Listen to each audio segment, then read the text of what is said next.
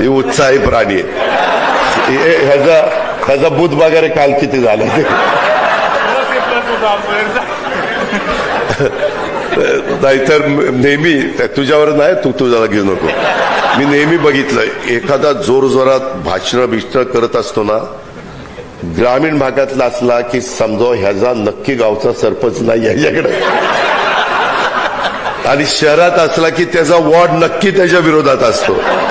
त्याला गावात कुणी विचारत नाही, वॉर्डात कुणी विचारत नाही. ती इथं येऊन जे भाषण ठोकत बसतो, अरे बापरे बापरे बापरे. जळगाव निकेतलं किती वाटप आहे?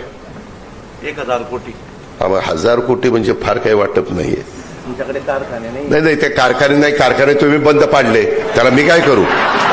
कारखाने होते ना, नाहीयेत कसं नाहीये? पुन्हा बोलता अजित पवार बोलतो म्हणजे खरं आहे ते बोलतो.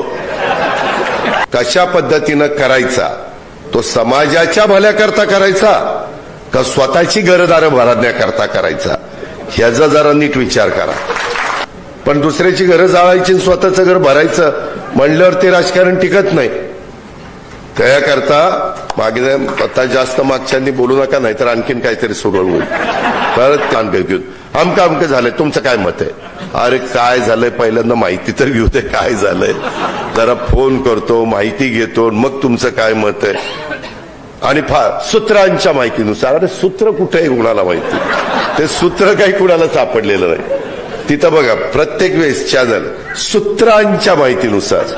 आता सूत्र नाव कुणी दिलंय, कुणाच्या आईबापांनी दिलंय, तेही आपल्याला एकदा शोधूनच काढायचं. त्यांनी पण योगदान दिलं पाहिजे. आज धुळे नंदुरबार बँक अशी म्हणावी अशी चांगली चाललेली नाहीये. जळगाव बँकेचा कालचा 31 मार्चचा नफा किती आहे? 31 मार्चचा नेट प्रॉफिट किती आहे का लॉस आहे?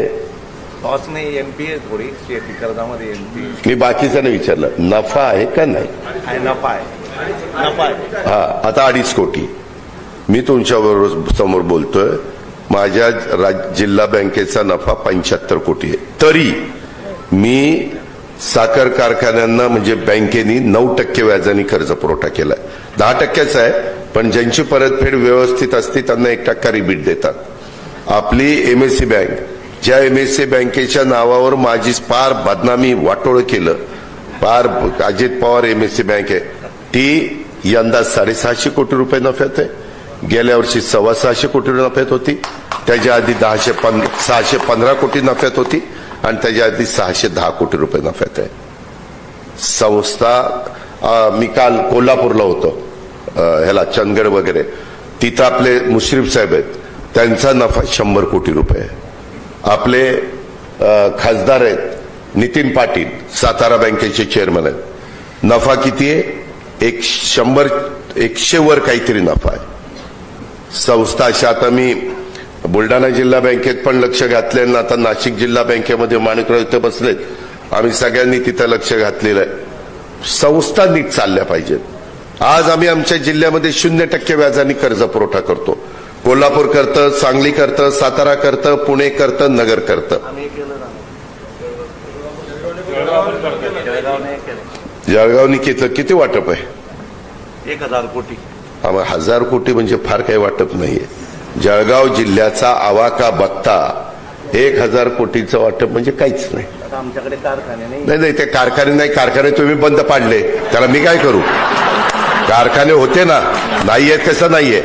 पुन्हा बोलता अजित पवार बोलतो म्हणजे खरं आहे ते बोलतो. कारखाने चालवायला देखील धमक आणि ताकद पाहिजे.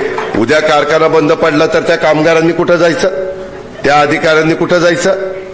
त्या बिचारा माझ्या शेतकऱ्यांनी ऊस पिकवलं, त्यानं कुठं घालायचा? का त्यांनी गाळायचा, गुराळ करायची? हे नाही चालत. शेवटी म्हणूनच मी मगाशी म्हणलं, संस्था त्या ठिकाणी चांगल्या चालल्या पाहिजेत. आणि असं काही नाही, सगळ्याला सारखंच ज्ञान देवाने दिलंय. त्या बुद्धिमत्तेचा वापर, त्या ज्ञानाचा वापर कशा पद्धतीनं करायचा, तो समाजाच्या भल्याकरता करायचा का स्वतःची घरदारं भरण्याकरता करायचा, ह्याचा जरा नीट विचार करा. ह्याचा अंतर्मुख करून विचार करा, आणि मग ठरवा की आपल्याला काय करायचं ते. आणि त्याच्यातून जर सगळ्यांचंच भलं झालं तर त्याच्याबरोबर तुमचंही घर त्याच्यात येतं, तुमचंही भलं होतं. पण दुसऱ्याची घरं जाळायची आणि स्वतःचं घर भरायचं म्हणल्यावर ते राजकारण टिकत नाही. त्याकरता मागे आता जास्त मागच्यांनी बोलू नका, नाहीतर आणखीन काहीतरी सुरळ होईल. तर त्याच्यामुळं आपल्या संस्था चांगल्या चालवा, त्या विकास सोसायटी असू द्यात, विसरायचं नाही. बऱ्याचदा काही काही वरवर राजकारण करणारे असतात. पुढारी आले की गाडीचं दार उघडायचं, भला मोठा हार घालायचा, बुके द्यायचा, सारखं पुढं पुढं पुढं पुढं करायचं. ती नेता गेला की हा कुठं जातो, परत कुणाला नागरिकांना भेटतच नाही.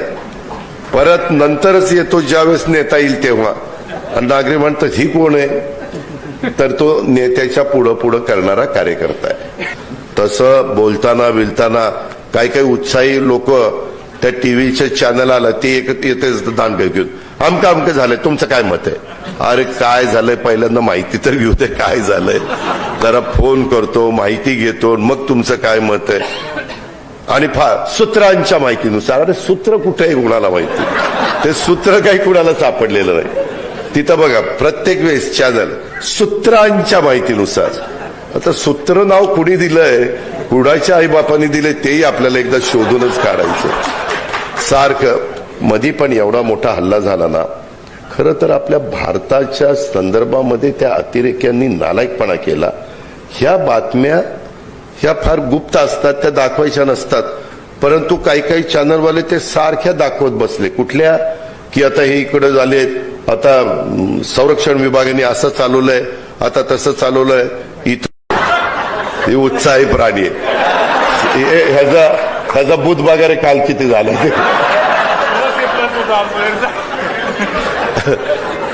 नाहीतर नेहमी तुझ्यावर नाही, तू तुझ्याला घेऊ नको. मी नेहमी बघितलंय एखादा जोरजोरात भाषण करत असतो ना, ग्रामीण भागातला असला की समजा ह्याचा नक्की गावचा सरपंच नाही ह्याच्याकडे, आणि शहरात असला की त्याचा वॉर्ड नक्की त्याच्या विरोधात असतो. त्याला गावात कुणी विचारत नाही, वॉर्डात कुणी विचारत नाही, ती इथं येऊन जे भाषण ठोकत बसतो. अरे बापरे बापरे बापरे, काही त्याचं खरं नाही. तुम्ही बघा, तुम्ही अंतर, तुम्ही तुमच्या मनालाच प्रश्न विचारा.